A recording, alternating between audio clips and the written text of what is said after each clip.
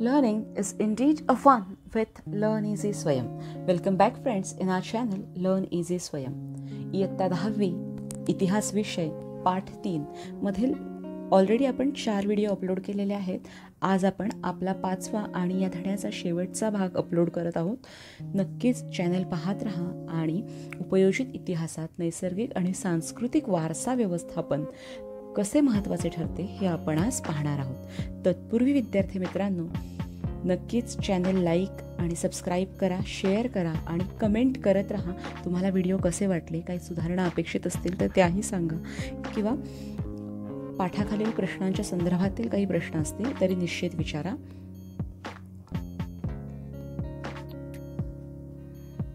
उपयोजित इतिहास हा धडा पाहताना आपण नैसर्गिक आणि सांस्कृतिक वारसास्थळांचे महत्त्व पाहिले होते. त्याबरोबर मी तुम्हाला हेही सांगितले की नैसर्गिक, सांस्कृतिक आणि मिश्र वारसास्थळांचे जतन आणि संवर्धन करण्यासाठीचे काही उपाय आपल्याला स्वाध्यायात विचारले होते आणि त्यातून उपलब्ध होणाऱ्या रोजगाराच्या संधी कोणकोणत्या असू शकतील याच्यावर स्वतंत्र चौथा व्हिडिओ, त्याचा भाग 1 आणि भाग 2 हा मी सगळ्यात पहिल्यांदा पाठाच्या सुरुवातीलाच अपलोड केलेला होता, जो की अत्यंत महत्त्वाचा करिअर मार्गदर्शनाच्या दृष्टीनं इतिहासात रुची असणाऱ्या प्रत्येक विद्यार्थ्याला आणि प्रत्येक व्यक्तीसाठी कोणकोणते वेगवेगळे आर्थिक स्रोत आपल्याला इतिहास या विषयाद्वारे उपलब्ध आहेत आणि त्याचबरोबर या सगळ्यातून आपण ऐतिहासिक वस्तूंचं रुची संवर्धन कसं करू शकतो, व्यवस्थापन कसं करू शकतो आणि त्याचबरोबर यातून उत्पन्न कसे मिळवू शकतो, या सर्वांवर आधारित हा व्हिडिओ नक्की पहा. कारण हा आपल्या बोर्डाच्या दृष्टीने अत्यंत महत्त्वाचा प्रश्न आहे, जो प्रत्येक पाठात व्यावसायिक संधी म्हणून रिपीट होत असतो. हे मागेही मी सांगते, पुन्हा सांगते, कारण दोहराव जो आहे, रिव्हिजन जी आहे ती या प्रश्नाची करणं गरजेचं आहे. आजचा आपला हा शेवटचा भाग जो आहे पाठ 5, यामध्ये सांस्कृतिक आणि नैसर्गिक वारसास्थळे कोणती, त्याचे प्रकार कोणते आणि त्या वारसास्थळांच्या यादीत भारतात एकूण किती स्थळे आहेत हे सगळं आपण मागच्या व्हिडिओजमध्ये पाहिलं. पण या वारसास्थळांचे व्यवस्थापन करण्यासाठी शासन स्तरावर, संस्था स्तरावर आणि व्यक्तिशः काय आहे, व्यक्तिशः म्हणजे एक व्यक्ती म्हणून आपण कोणते उपाय करू शकतो यावर आपण विचार केला.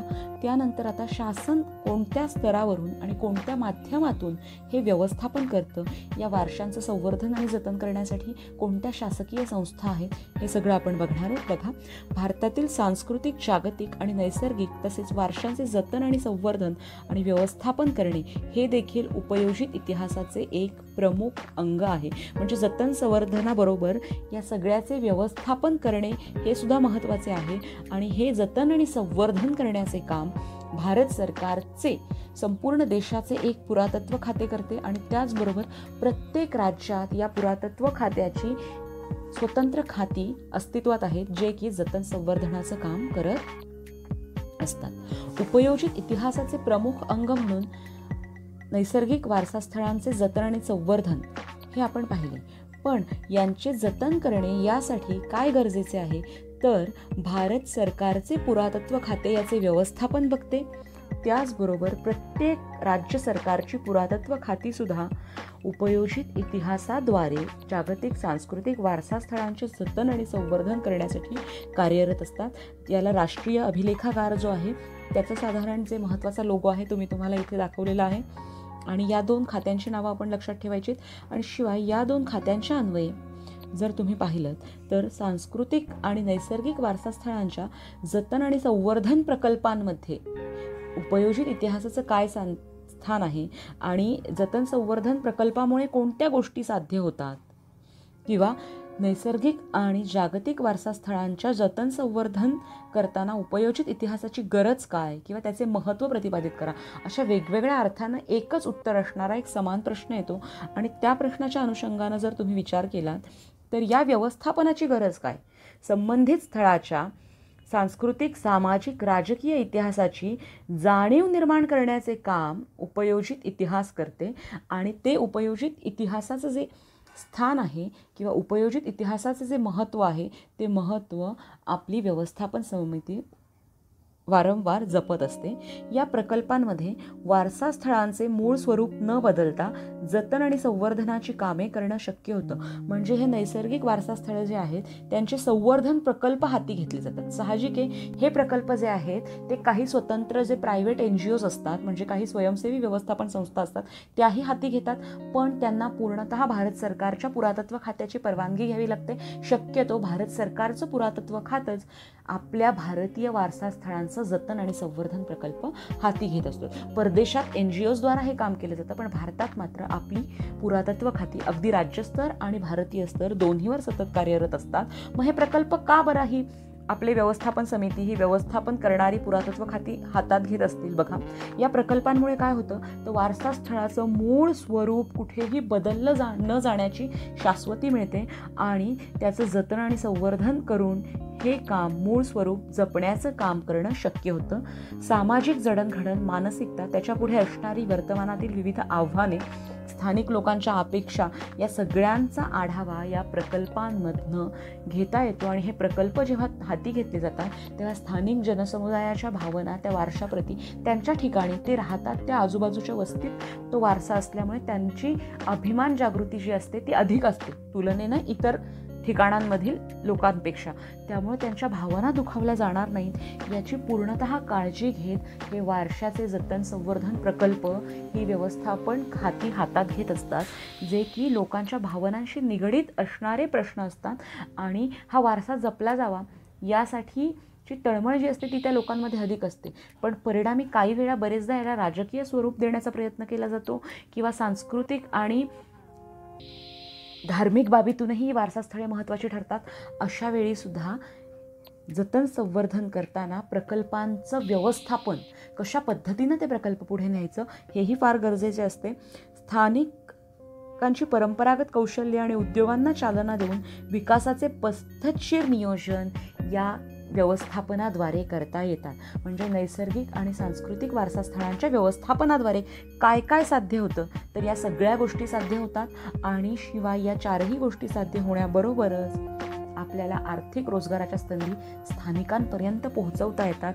त्या ठिकाणी राहणाऱ्या लोकांना आपल्या त्या वस्तूमुळे उत्पन्नाचे स्रोत प्राप्त होतात आणि त्यामुळे त्या वारशाचं जतन आणि संवर्धन, तो वारसा जपणं, त्याची निगा राखणं, त्याचबरोबर त्याची काळजी घेणं, त्याची कुठल्याही प्रकारे धुसफूस होणार नाही किंवा त्याची कुठल्याही प्रकारे मोडतोड होणार नाही याची सगळी काळजी स्थानिक लोक घ्यायला लागतात. उपयोजित इतिहासाशी संबंधित व्यवसाय क्षेत्रे, मग ही पुरातत्व खाती जी आहेत ती सातत्यानं काम तर करत असतात, पण मग तेथे काम करण्यासाठी मनुष्यबळाची आवश्यकता असते. आणि मग ती जी पुरातत्व खाती आहेत त्या खात्यांच्या बरोबरच पुरातन वस्तू, वास्तू आणि काही दस्तऐवज, कागदपत्र हे सगळं जपण्यासाठी संग्रहालयं तयार केली जातात. इथे उदाहरण तुम्हाला एका छान चित्रचौकटीत इंडियन म्युझियम कोलकाता येथील दिलेलं आहे. त्याची चित्रचौकट आपण तिचा विचार करणार आहोत. नंतर अभिलेखागार नॅशनल फिल्म आर्काईव्ह पुणे, हे जे अभिलेखागार आहे तिथे फक्त चित्रपटाशी संबंधित ऐतिहासिक माहिती जतन केली जाते. पुरातन चित्रपटांचे, मागच्या काळातील चित्रपटांच्या रील्स जतन करून ठेवल्या जातात. या संदर्भात हे अभिलेखागार खूप महत्त्वाचं काम करतं. म्हणजे बघा, इथे सगळीकडे रोजगाराच्या संधी उपलब्ध होत असतात आणि शिवाय याचं प्रॉपर कौशल्य जर तुम्ही घेतलं तर या ठिकाणी तुम्ही काम करू शकता. आणि मग या व्यवस्थापनासाठी कोणकोणते मनुष्यबळ लागते याचाही विचार आपण खाली करणार आहोत. पर्यटन आणि आतिथ्य ह्याचा सुरुवातीच्या स्लाईडमध्ये अगदी दुसऱ्या तिसऱ्या मी विचार केला होता, भाग पहिलामधला तोच की आता शेवटी आलेला आहे की पर्यटन आणि आतिथ्यामुळे हे नैसर्गिक वारसास्थळे जी आहेत ती जपली तर जातातच, पण स्थानिकांना रोजगार उपलब्ध होतो. आणि त्याचबरोबर पर्यटनाच्या आकर्षणामुळे फॉरेन रेव्हेन्यू जो असतो, परदेशातून येणारे काही पर्यटक असतात, अगदी परराज्यातून येणारे पर्यटक असतात, यांच्यामुळे महसूल मिळण्याचं काम, आर्थिक स्रोत मिळण्याचं काम शासनालाही हा मार्ग खुला राहतो. मनोरंजन आणि संपर्क माध्यमे, वारसास्थळावर उपलब्ध सुविधा आणि संपर्क साधने, दळणवळण साधने. मनोरंजन म्हणजे त्या वारसास्थळावर पोहोचल्यावर त्यांची ठीक व्यवस्थित माहिती देणं, गाईड जे असतात ते, परत तिथे पोहोचण्यासाठीच्या आवश्यक असणाऱ्या गाड्यांची सोय, वाहतुकीची सोय, दळणवळणाची सोय, या सगळ्या पद्धतीतून व्यावसायिक संधी उपलब्ध होऊ शकत असतात. म्हणून ही 4 महत्त्वाची व्यावसायिक क्षेत्रे आपल्या पाठ्यपुस्तकात देण्यात आलेली आहेत. आणि बरोबर त्या प्रत्येकाच्या खालची जी महत्त्वाची चित्रचौकट आहे तीही आपण बघणार आहोत. आणि यातील या 4ही क्षेत्रांच्या व्यवस्थापनासाठी मनुष्यबळ लागते, कित्येकदा तज्ज्ञांची आवश्यकता असते आणि जे तज्ज्ञ असतात ते विशेष कौशल्य प्राप्त केलेले असतात. म्हणजे स्थापत्य विशारद, एखादी पुरातन वस्तू आहे, वास्तू आहे, जे इंडोगॉथिक शैलीच्या बऱ्याचशा वास्तू, म्हणजे ब्रिटिशांनी ब्रिटिशकालीन बांधलेल्या वास्तू असतील, किंवा अगदी तुम्ही साऊथकडे जर गेलात तर तिथे बांधलेली अत्यंत पुरातन शैलीतील मंदिरं आहेत जी स्थापत्यकलेचा अप्रतिम नमुना आहेत. अशा ठिकाणी स्थापत्य विशारद जे असतात त्यांची खूप गरज असते. पुरातत्वज्ञ, आर्किओलॉजिस्टची खूप गरज असते, कारण खूप प्राचीनतम काळातल्या वास्तू असतात. त्यामुळे त्यांचं जतन करताना तिथल्या दगडांना, तिथल्या वस्तूंना रासायनिक अभिक्रियांमुळे होणारी जी झीज आहे ती थांबवण्यासाठी प्रॉपर ज्ञान असलेलं, स्किल असलेलं आणि त्या क्षेत्रातलं सायंटिफिक नॉलेज असणारी व्यक्तीच तिथे असावी लागते. इतिहासकार, ज्यांना की प्राचीनतम इतिहास माहिती आहे, त्या इतिहासकारांच्या द्वारे सुद्धा तुम्ही व्यवस्थापनात सहभाग घेऊ शकता आणि अशा पद्धतीनं ऐतिहासिक अभ्यास करून इतिहासकार म्हणून नावलौकिक तर मिळतो, पण उत्पन्नाची संधीही मिळते. अभियंता म्हणजे इंजिनियरशी अशा ठिकाणी गरज असते. छायाचित्रण तज्ज्ञ, फोटो घेणं, तिथले व्हिडिओज काढणं आणि अगदी आजकालच्या वेब माध्यमाद्वारे संपूर्ण जागतिक स्तरापर्यंत ते पोहोचवणं. कायदे तज्ज्ञांचीही गरज असते, कारण त्या वस्तूंशी संदर्भित काही धार्मिक, राजकीय, सांस्कृतिक अडचणी पुढे आल्या असतील तर त्या सोडवण्यासाठी कायदेतज्ञांची आवश्यकता आपल्याला लागते. व्यवस्थापक, जसं की आपण व्यवस्थापनच बघतोय, हे सगळं काय तर जागतिक सांस्कृतिक वारसास्थळांचं व्यवस्थापन करतात. जतन संवर्धन करताना जे व्यवस्थापन आवश्यक आहे त्यासाठी व्यवस्थापकांची, म्हणजे प्रकल्प हातात घेतला जतन संवर्धनाचा. उदाहरणासाठी एखाद्या किल्ल्याचं जतन संवर्धन सुरू आहे तर तिथे व्यवस्थापक नेमला जातो, जो की पुरातत्व खात्याशी संबंधित असतो, किंवा NGOद्वारे जरी तो गेला असला तरी तो लायबल असतो त्यांनी घेतलेल्या कृतींना, ॲक्शन्सला सरकारपर्यंत पोहोचवण्यासाठी. म्हणून व्यवस्थापकीय संधी असतात. मग व्यवस्थापक आपल्या हाताखाली अनेक वेगवेगळ्या पद्धतीनं कामं करणाऱ्या लोकांची इथे ते नेमणूक करत असतो. तुम्ही निश्चित व्हिडिओ 4.1 आणि 4.2 उपयोजित इतिहासाचा आवर्जून बघा, कारण त्याच्यामध्ये रोजगार संधींबरोबर या सगळ्यांची चित्र जी आहेत, सचित्र विवेचन, कशा पद्धतीनं रोजगार मिळतात याचं सचित्र विवेचन मी केलेलं आहे. संग्रहपाल आणि जे असतात ते संग्रहालयांमध्ये संग्रहपालांची गरज असते. समाजशास्त्रज्ञ जे असतात ते पर्यटन, गाईड, त्याचबरोबर यांच्या संदर्भात या वारशांसंबंधित मोठ्या प्रमाणात लेखन करण्यासाठी सुद्धा समाजशास्त्रज्ञांकडची मूळ माहिती आपल्याला गरजेची ठरते. अशा पद्धतीनं अनेक वेगवेगळे व्यवस्थापन तज्ज्ञ आपल्याला लागत असतात आणि त्यासाठीच हे उपयोजित इतिहासाशी, म्हणजेच उपयोग असणाऱ्या इतिहासाशी संदर्भित केलेले सगळी क्षेत्र आहेत. आता बघा, हे जे मी मागे स्पष्ट केले त्या सगळ्यांशी संबंधित काही महत्त्वाच्या चित्रचौकटी आहेत, ज्याचा उपयोग रिकाम्या जागा भरा, जोड्या लावा, त्याचबरोबर थोडक्यात उत्तरे द्या आणि काही ठिकाणी सकारण स्पष्ट करा. इथे सुद्धा येतो बघा. हे जे आहे इथे मृत्तवटिका दाखवलेल्या आहेत. क्ले टॅब्लेट ज्या असतात त्या क्ले टॅब्लेट्स वेगवेगळ्या संस्कृतीमध्ये आहेत बघा. बेबिलियन क्ले टॅब्लेट्स आजही अवेलेबल आहेत. ब्लँक क्ले टॅब्लेट्स तर बऱ्याच ठिकाणी अगदी भारतातही उपलब्ध होतात. ब्लँक म्हणजे त्याच्यावरची जी टॅब्लेटवर लिहिलेली, कोरून काढलेली जी अक्षरं असतात, जी लिपी असते ती जवळजवळ नाहीशी झालेली असते, किंवा त्या काळी कदाचित खोदण्यासाठी तिथे ती मृत्तवटिका लिहिण्यासाठी नेली असेल आणि लिहिलं गेलं नसेल, म्हणून त्या प्लेन असणाऱ्या मृत्तवटिकाही उपलब्ध आहेत. एन्शंट क्ले टॅब्लेट हा एक प्रॉपर म्हणजे प्राचीनतम काळातील, पण यातही वेगवेगळ्या संस्कृतींमधल्या क्ले टॅब्लेट्स आजही उपलब्ध आहेत बघा. पुरावस्तूचे वर्णन करणारी मातीची वटिका. आता बघा, जगातील सर्वात प्राचीन समजले जाणारे संग्रहालय कोणते आहे तर मेसोपोटेमियामधील ऊर या प्राचीन शहराचे उत्खनन करताना हे सगळ्यात प्राचीन संग्रहालय सापडलं. म्हणजे प्राचीन शहराचं खोदकाम जेव्हा चालू होतं तेव्हा त्या खोदकामामध्ये जमिनीखाली अत्यंत नाविन्यपूर्ण असं संग्रहालय, म्युझियम सापडलं होतं. आणि ते म्युझियम जे आहे त्याची संपूर्ण माहिती करणं, त्याचं ऐतिहासिक संशोधन करण्याचं काम लिओनार्ड वुली यांनी 1922 ते 1934 या काळात केलं. त्यांनी काढलेल्या संशोधनानुसार आणि ऐतिहासिक दस्तऐवजांनुसार हे संग्रहालय एनिगॉल्डी नावाच्या मेसोपोटेमियाच्या राजकन्येनं बांधलं होतं. ती स्वतः संग्रहालयाची संग्रहपाल होती. म्हणजे पुरातन वस्तूंचा संग्रह करण्याचाच शौक त्या राजकन्येला होता आणि त्याकाळी तिने जे संग्रहालय बांधलं होतं ते नंतर तुम्ही पाहिलं तर 1922 ते 1934 साली आपल्याला सापडलं गेलं आणि ते प्रॉपर मेसोपोटेमियाच्या इथे आजही आपण पाहू शकतो.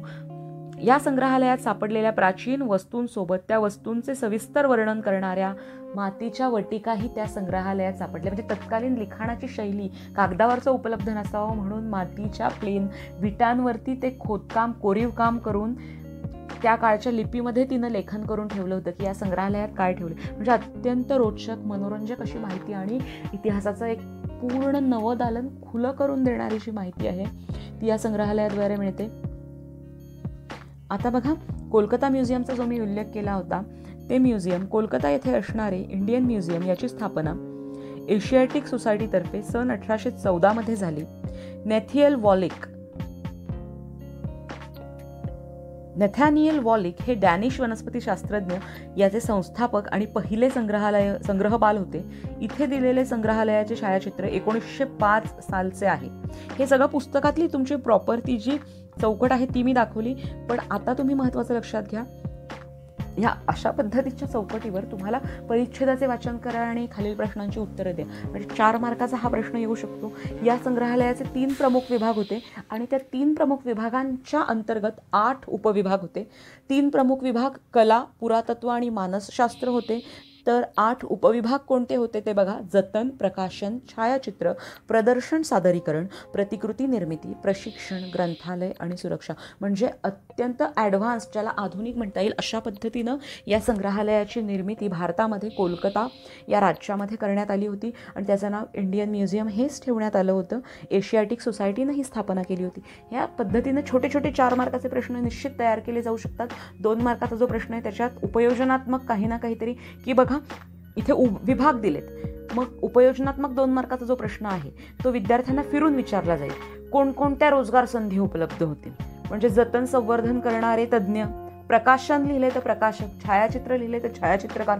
हा फरक जो आहे छोटासा, हा या 2 मार्काच्या प्रश्नामध्ये उपयोजन दाखवणाऱ्या प्रश्नामध्ये तुम्हाला करायचा असतो. अशा पद्धतीचा प्रश्न तिथे असणं अपेक्षित असतं. आणि जर सरळ प्रश्न विचारला असेल ज्याचं उत्तर सरळ सापडतंय तर ते 2 मार्क आपल्याला सहज मिळतात. म्हणून या ठराविक चित्रचौकटींचा समावेश मी या पाठात केला की ज्यामुळे तुमच्या लक्षात येतंय की अशा पद्धतींच्या प्रश्नांना जर या चित्रचौकटीचा विचार करायचा झाला तर तुम्ही ती चौकट कशी वाचणार आहात किंवा कशी लक्षात ठेवणार आहात. ही पुढची चौकट जी आहे तीही अत्यंत महत्त्वाची आहे. पुण्यातील नॅशनल फिल्म आर्काईव्ह ही पुण्यातली वास्तू संग्रहालय जे आहे ते चित्रपटांशी संदर्भित आहे. भारत सरकारच्या माहिती आणि प्रसारण खात्याच्या माध्यम विभागाद्वारे याची स्थापना 1964 मध्ये केली गेली. याला राष्ट्रीय फिल्म संग्रहालय असं म्हटलं जातं. इथे काय ठेवलेलं आहे बघा, या संग्रहालयाचे 3 प्रमुख उद्देश आहेत. पहिला उद्देश भविष्यकाळातील पिढ्यांसाठी दुर्मिळ भारतीय चित्रपटांचा शोध घेणे, ते मिळवणे आणि चित्रपटांच्या त्या वारशाचे जतन करणे. दुर्मिळ चित्रपट जे असतात त्याच्या चित्रफिती काही त्या पर्टिक्युलर फिल्म्समध्ये इंटरेस्ट असणाऱ्या जुन्या लोकांनी जपून ठेवलेल्या असतात. काही ठिकाणी त्या मिसप्लेस झालेल्या असतात, चुकीच्या ठिकाणी गेलेल्या असतात, सापडत नसतात. अशावेळी जर एखादी चित्रफित जुनी कोणी उपलब्ध करून दिली किंवा कुठे असेल याचा शोध घेऊन ते या संग्रहालयात ठेवले जातात. चित्रपटाशी संबंधित महत्त्वाच्या बाबींचे वर्गीकरण करणे, त्याच्या कायमस्वरूपी नोंदी तयार करणे आणि संशोधन करणे. म्हणजे हे जे चित्रपट सातत्याने येत असतात त्या सगळ्यांच्या नोंदी त्या काळात घेतल्या जातात. आणि मग विचार करा, 20 वर्षांनी जेव्हा साधारण 20 ते 30 वर्षांनी जेव्हा त्या काळची युवा पिढी ते बघायला जाईल तेव्हा आजच्या काळातले आपले जे चित्रपट आहेत तेव्हा ते त्यांच्यासाठी ऐतिहासिक नोंद असेल आणि तो चित्रपट त्यांना तिथे उपलब्ध होईल. म्हणून या अशा पद्धतीची संग्रहालयं जी आहेत ती अत्यंत महत्त्वाची असतात.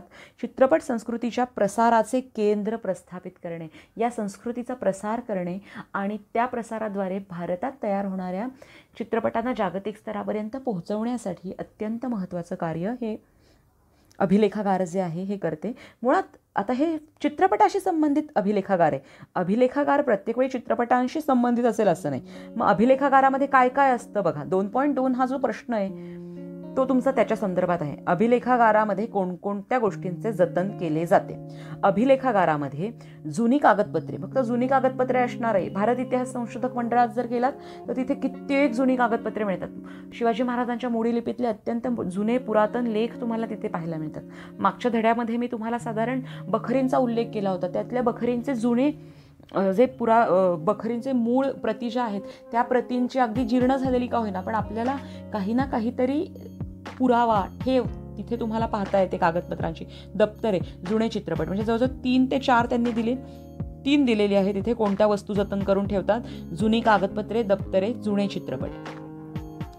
आता सगळ्यात महत्त्वाचं बघा, अभिलेखागारामध्ये कागदपत्र आणि दप्तरे, संग्रहालयामध्ये वस्तूंचा संग्रह. मग त्या वस्तू अगदी तलवार, म्हणजे तुमच्या सोप्या भाषेत सांगायचं तर गांधीजींच्या चष्म्यापासून गांधीजींच्या पंचापर्यंत, त्यांच्या बसायच्या खुर्चीपर्यंत, अशा वेगवेगळ्या पद्धतीनं त्यांनी वापरलेल्या चरखाही संग्रहालयामध्ये ठेवण्यात आलेला आहे. आगा खान पॅलेसमध्ये जर तुम्ही गेलात तर कस्तुरबा गांधींची आठवण तिथे स्टोअर करून ठेवलेल्या आहेत. त्यांनी वापरलेल्या वस्तू तिथे ठेवलेल्या आहेत.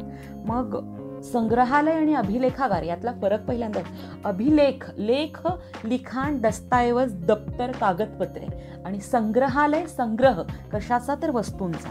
हा फरक जेव्हा तुम्हाला कळेल तेव्हा त्यातले नक्की काय शब्द लिहायचे त्यातल्या 2-2 मार्कांच्या प्रश्नासाठी ते लक्षात येतं. हे सोपं असतं, पण बरेचदा शिकवण्याच्या ओघामध्ये मोठी मोठी नावं, जसं कोलकाता म्युझियम सांगितलं, पुण्यातलं अर्काईव्ह सांगितलं, अभिलेखागार, फिल्म संग्रहालय, पण मुळात संग्रहालय आणि अभिलेखागारातला काय फरक आहे हे सांगणं राहून जातं. तो आज या ओघात सांगितलेला आहे. निश्चित या सगळ्याची माहिती घेत राहा मुलांनो. नैसर्गिक सांस्कृतिक वारशांचे जतन संवर्धनाविषयी समाजात जनजागृती केल्यामुळे काय होतं, हा आपल्या पाठाचा शेवटची स्लाईड म्हणायला हरकत नाही, की नैसर्गिक सांस्कृतिक वारशांचे जतन आणि संवर्धन याचं जर समाजामध्ये आपण जास्तीत जास्त लोकांना जागृत केलं की हे वारसे जपा, यांचं संवर्धन करा, याच्यामुळे आपल्याला आर्थिक स्रोत येतात, पैसे मिळवण्याच्या संधी उपलब्ध होतात, पर्यटन आणि आतिथ्यामुळे आपल्याला आपला आर्थिक आणि सामाजिक स्तर उंचावण्याची संधी मिळते, हे सगळं लोकांना सांगून लोकांमध्ये जनजागृती जर केली तर व्यावसायिक कौशल्यांमध्ये वाढ होते, पर्यायानं पुन्हा तुमच्या रोजगाराच्या संधी वाढतात, उद्योगधंद्याच्या क्षेत्रातही वाढ होते. त्याच्याशी संदर्भित आता बघा तुम्ही, एखाद्या ऐतिहासिक वास्तूच्या जवळ मिळणारी एखादी ठराविक वेगळ्या पद्धतीची वस्तू, मातीच्या वस्तू असतील किंवा अगदी पुरातन काळातल्या काही कला असतील, त्या कलांच्या स्वरूपातली चित्र तयार करणं, त्याच्यासाठी लागणाऱ्या वस्तू, उत्पादन साधनं एकत्र आणून उद्योगधंदा उभं करणं, या पद्धतीनंही एक बिझनेसच्या दृष्टीनं महत्त्वाचा असणारा ॲटिट्यूड, एंटरप्रेन्युअरशिप जी आपण म्हणतो, ती सुद्धा डेव्हलप होण्यासाठी ॲप्लाइड हिस्ट्री, उपयोजित इतिहास आपल्याला मदत करत असतो. जतन संवर्धन तर होतेच होते, तो मूळ गाभा आहे. आर्थिक स्रोत मिळतात, उद्योगधंद्यांच्या क्षेत्रात वाढ होते, आणि त्यामुळे काय होतं तर ऐतिहासिक स्थळांचे विद्रुपीकरण न होऊ देण्याची जबाबदारी सामान्य नागरिक, सरकारची व्यवस्थापन समिती करायला लागते. पुरातत्व खाते त्याची जबाबदारी घेतात आणि पुढील पिढ्यांच्या हितासाठी जतन आणि संवर्धन किती गरजेचं आहे हे उपयोजित इतिहासाद्वारे आपल्याला कळतं. म्हणूनच या सगळ्यांचा एकत्रित सर्वांगीण विचार आणि या सगळ्यांचे नियोजन करण्याचे काम उपयोजित इतिहासाद्वारे साध्य होते. म्हणजेच बघा मुलांनो, या पाठामध्ये आपण पूर्णतः उपयोजित इतिहास म्हणजे काय, त्याचे महत्त्व काय, त्याचे इतिहासातील स्थान काय, वेगवेगळ्या विषयांमधील वेगवेगळ्या ज्ञानशाखांमध्ये त्या ज्ञानशाखांचा जुना इतिहास का अभ्यासावा लागतो, हे सगळं बघण्याबरोबरच वारसा स्थळांमधले फरक, जागतिक सांस्कृतिक मिश्र, आणि त्याचबरोबर त्या सगळ्यांचं जतन संवर्धन करण्यासाठी युनेस्कोची भूमिका ही अगदी जागतिक स्तरावर झाली, पण एक सामान्य इतिहासप्रेमी म्हणून, एक विद्यार्थी म्हणून मी ते जतन संवर्धन कसं करेल आणि त्याद्वारे मला कोणकोणत्या उत्पन्नाच्या संधी प्राप्त होणार आहेत, या सगळ्याची एकत्रित माहिती या पाठामध्ये आपण पाहिली. आणि हाच पाठ आपल्या संपूर्ण इतिहासाच्या पुस्तकाचा गाभा, heart of the complete textbook. The same lesson is the heart or the bird I view of your complete textbook. इथून तुम्हाला संपूर्ण, म्हणजे कलेचा इतिहास हा पाठ आत्ता या वर्षापुरता वगळण्यात आलेला आहे, पण तुम्ही पर्यटनाचा इतिहास जर विचार केला, तुम्ही खेळाच्या इतिहासाचा जर विचार केला, तुम्ही वृत्तपत्रांच्या इतिहासाचा विचार केला, तर सगळीकडे उपयोजन व्यावसायिक संधी ह्याचा विचार करायचा. म्हणून हा पाठ समजावून घेणं अत्यंत गरजेचं आहे. शिवाय परीक्षेमध्ये त्याचं वेगळं वेटेज आहे. सातत्यानं अभ्यास करत राहा, कारण आत्ता कोविडच्या काळामध्ये थोडीशी ब्रेक झालेली शैक्षणिक व्यवस्था, पण या व्हिडिओजच्याद्वारे आम्ही तुमच्यापर्यंत पोहोचत आहोत. त्यामुळे अगदी छान अभ्यास करा, आणि for that study kindly don't miss our updates and videos. Please like, share and subscribe the videos. Thanks a lot. We'll meet further.